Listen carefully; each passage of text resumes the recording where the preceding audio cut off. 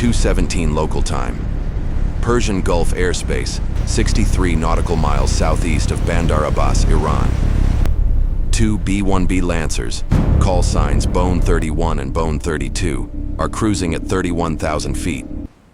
Their variable geometry wings are swept back at 67 degrees, Still nothing? slicing through the dark at just static. 590 Check the knots. secondary array. Below them, the Strait of Hormuz, barely 21 miles wide at its narrowest, glows faintly with the running lights of oil tankers queued in a slow procession.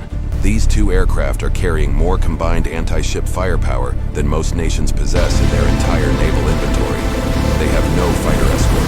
They have no aircraft carrier beneath them. They launched from a base over 3,000 miles away and have not landed since. And yet, every Iranian fast attack craft, coastal defense battery, and command node along the southern shoreline has gone completely silent. No radar emissions, no communication chatter, nothing. This should not be happening. Iran has spent 2 decades preparing for exactly this moment. They built an entire military doctrine around closing this strait. And tonight, 2 aircraft have rendered that doctrine irrelevant. To understand why, you need to understand something that has very little to do with bombs and everything to do with mathematics. The Strait of Hormuz is not just a body of water. It is the single most consequential choke point in the global energy supply chain. Every day, roughly 21 million barrels of crude oil pass through this narrow corridor, approximately 21% of the world's total petroleum consumption. Disrupt this flow for 72 hours, and oil. Futures spike beyond calculation. Disrupt it for 2 weeks, and entire economies begin to fracture. Iran understood this leverage better than anyone. For over 20 years, the Islamic Revolutionary Guard Corps Navy built its entire operational identity around one concept: anti-access, area denial. The strategy was elegant in its simplicity. You do not need a blue water navy to control a choke point.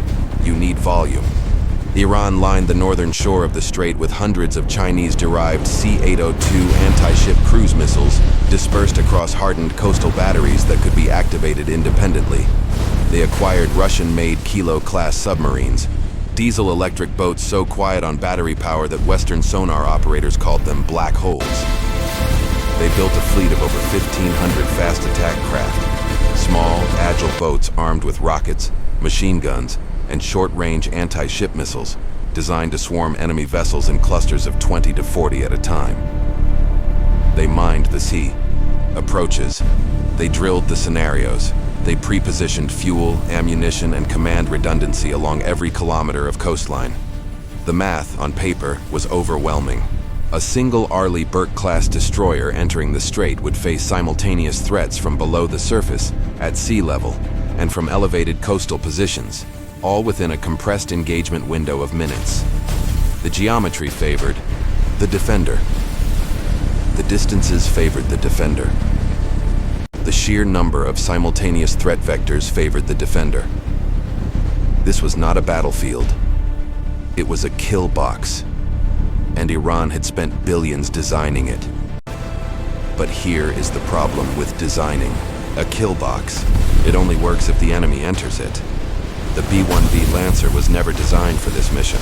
Originally conceived during the Cold War as a nuclear penetration bomber, it was built to fly low and fast into Soviet airspace, deliver thermonuclear weapons, and survive long enough to egress. Its variable sweep wing could tuck back for supersonic, dashes at Mach 1.25, or extend forward for fuel-efficient loitering at high altitude. It carried the largest internal weapons payload of any aircraft in the American inventory, 75,000 pounds across 3 internal bomb bays. For decades after the Cold War, it was used almost exclusively as a close air support platform, dropping GPS-guided JDAMs on ground targets in Afghanistan and Iraq. It was, by most assessments, an aircraft without a clear future. Then the United States Navy had a problem it could not solve with ships. The anti-ship missile threat from near-peer adversaries, China, Russia, Iran, had grown to the point where surface combatants could not safely close within effective range of hostile coastlines. The Navy needed a way to deliver anti-ship firepower from outside the threat envelope. They needed range, they needed payload, they needed speed, and they needed an airframe that could carry the AGM-158C long-range anti-ship missile, the LRASM. Update on altitude. The B-1B's 3 weapons bays could carry 24 LRASMs. 24. A single aircraft could carry more anti-ship missiles than an entire destroyer squadron. 2 B-1Bs could carry 48. The LRASM itself was something new in naval warfare. Built by Lockheed Martin on the proven JASSM-ER airframe, it was a stealthy subsonic cruise missile with a range exceeding 300 nautical miles. But range was not what made it dangerous. What made it dangerous was autonomy. The LRASM was designed to operate in GPS-denied and communications-denied environments. Once launched, it could navigate using an onboard inertial system augmented by a multispectral sensor suite. It could detect, classify, and prioritize targets on its own. It could receive mid-course updates from off-board sensors, or it could ignore them and prosecute targets independently. It could discriminate between military and civilian vessels. It could execute terminal maneuvers designed to defeat close-in weapon systems. It did not need a human in the loop after launch. This was not a missile. It was a networked, autonomous hunter. But launching missiles is the easy part. The hard part, the part that separates operational success from strategic catastrophe, is knowing exactly what to shoot at, exactly when, and exactly why. And in the Strait of Hormuz, this problem becomes almost incomprehensibly complex. The strait is one of the most congested waterways on Earth. At any given moment, there are between 70 and 100 commercial vessels transiting the corridor.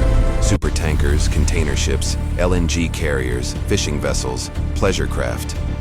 Interspersed among them are Iranian naval units, IRGC fast boats, and occasionally submarines running at periscope Multiple depth. feeds converging. A single Fusion at misidentified 80%. target, Contact one acquired. LRASM Monitoring striking a Japanese oil tanker instead of an Iranian corvette, would constitute a geopolitical catastrophe of the first order.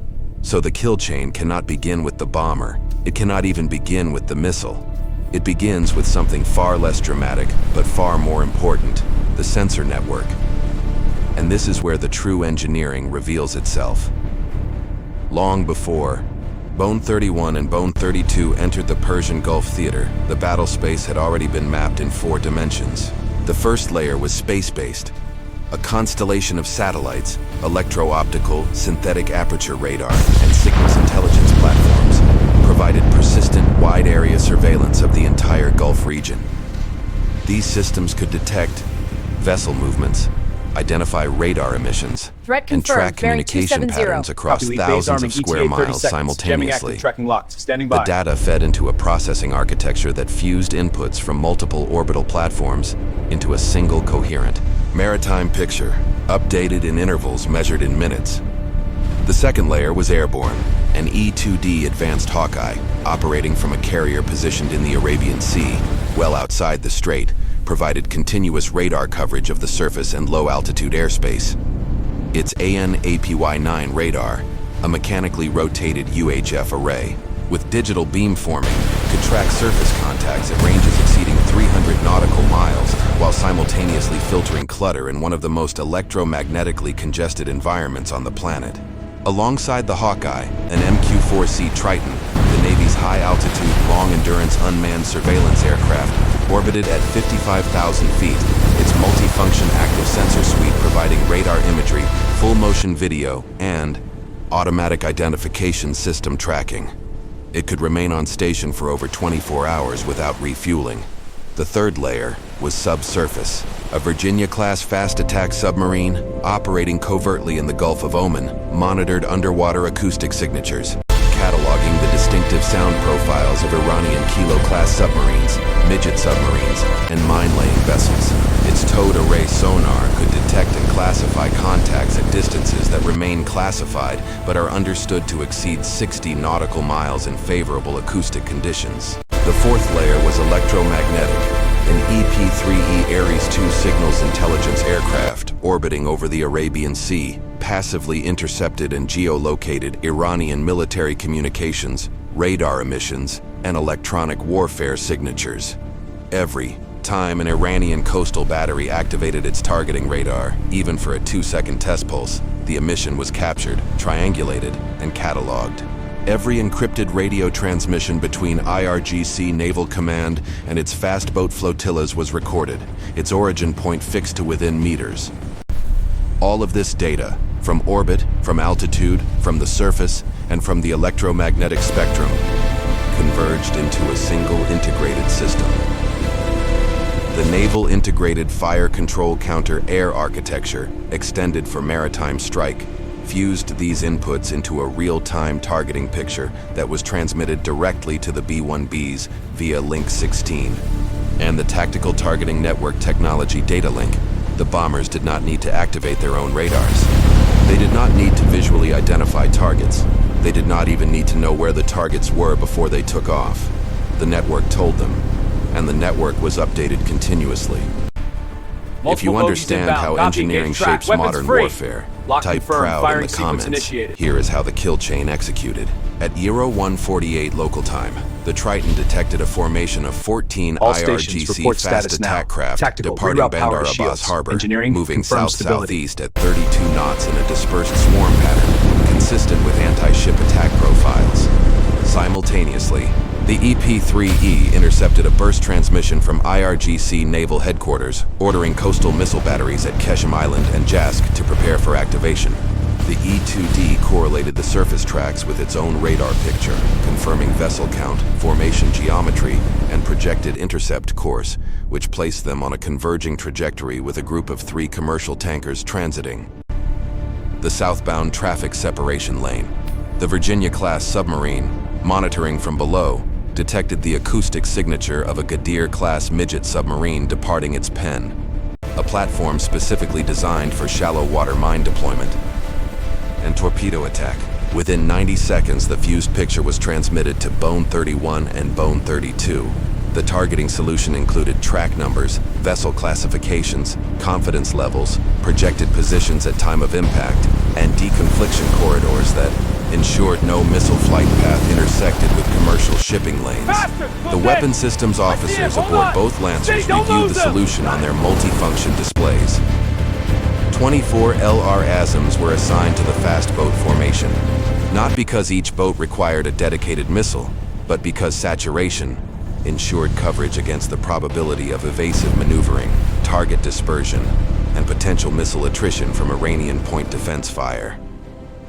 8 LRASMs were assigned to the 2 coastal missile batteries, their aim points distributed across launchers, fire control radars, and command vehicles. The missiles would approach from seaward, below radar horizon, executing a coordinated time-on-target arrival to prevent sequential reaction. 4 LRASMs were held in reserve. At 0204, both bomb bay doors opened simultaneously. The first LRASM dropped from the forward bay of Bone 31, its solid rocket booster igniting 2 seconds after release, accelerating the weapon to cruise speed before the turbofan engine took over. Within 14 seconds, all 32 assigned. Missiles were airborne. They descended to an altitude of approximately 15 feet above the water, below the detection threshold of every coastal radar system Iran possessed. Each missile navigated independently, following pre-programmed waypoints that routed them around known radar coverage zones and through gaps in Iranian sensor architecture that had been mapped months in advance.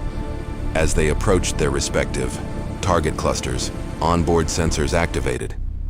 Still nothing. The LRASM's passive RF receiver detected radar emissions from the fast boat's navigation systems, correlating them against the target data uploaded before launch. The imaging infrared seeker provided terminal identification, matching the thermal and geometric profile of each vessel against a database of known Iranian hull types. Monitoring all sectors. The missiles did not need to communicate with each other. Keep scanning for anomalies. But they did. Through a low probability of intercept data link, each LRASM in a given salvo shared targeting information, autonomously deconflicting to ensure no 2 missiles struck the same target, and that priority threats, the boats carrying the largest anti-ship missiles, and were engaged first. The fast boat formation never saw them coming. At 32 knots in darkness, with sea clutter masking the missiles' already minimal radar cross-section, the IRGC crews had less than 4 seconds of warning from the moment of visual detection to impact. 4 seconds is not enough time to turn. It is not enough time to deploy countermeasures. It is barely enough time to understand what is happening. The coastal batteries at Keshem fared no better. The missiles arrived simultaneously from 3 different azimuths, a deliberate tactic that forced the defenders to divide their point defense response across multiple threat vectors.